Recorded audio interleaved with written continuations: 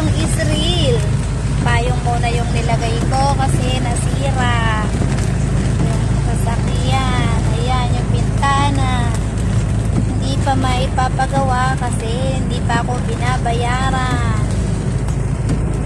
Ayan o, para lang wag mabasa. Payong is real sa loob ng sasakyan.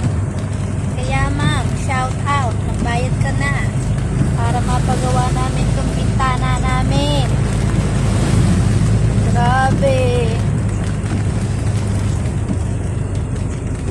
Ayan o, buti na lang may dala akong payong, kundi basang-basa ako dito sa gilid. Kasi, ayan, hindi mataas. Sira yung bintana.